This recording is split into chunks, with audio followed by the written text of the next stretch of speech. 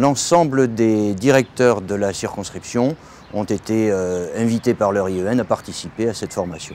Et toutes ces formations sont bien entendu conduites principalement par nos avocats conseils, mais systématiquement avec l'accompagnement de militants bénévoles qui viennent le seconder et rencontrer ainsi les enseignants. Les interventions que je fais avec l'autonome de Gironde est une intervention qui s'inscrit à tous les stades possibles de la formation, en fonction des besoins bien sûr et des possibilités.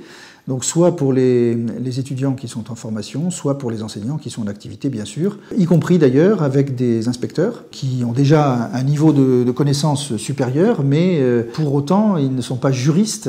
Et donc leur appréhension, leur approche des sujets n'est pas toujours complète, si je peux dire, et donc on leur apporte cette aide aussi. J'ai trouvé ça très intéressant de croiser tous les propos entre l'avocat, l'IEN, l'ASL, parce que ça permet de se resituer, de situer voilà, nous, dans quelle partie on est, quelle responsabilité est engagée. Voilà, ça c'était très intéressant. J'ai trouvé intéressant notamment tous les cas pratiques, tous les exemples qui pouvaient être donnés, parce que dans notre pratique, c'est le concret qui prévaut. Pratiquement toutes les questions posées ont eu une réponse dans la formation. Je pense que je vais faire une petite remise au propre de mes notes et puis on va en reparler un petit peu avec les collègues qui peuvent être après le relais et puis la mémoire un petit peu de l'école également.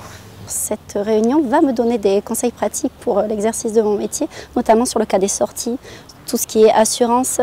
Voilà, on a bien compris qu'il y avait une responsabilité, mais qui n'était engagée que s'il y avait une faute de l'enseignant. Voilà, ça c'est super important.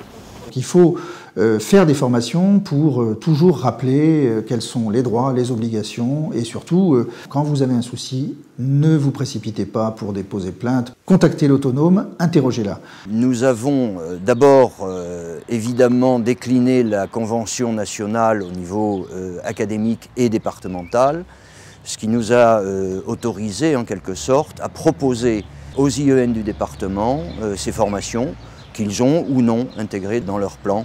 Et l'objectif pour nous l'an prochain, c'est de poursuivre ce travail-là. C'est la question de la responsabilité juridique et pénale de l'enseignant qui est au cœur des préoccupations.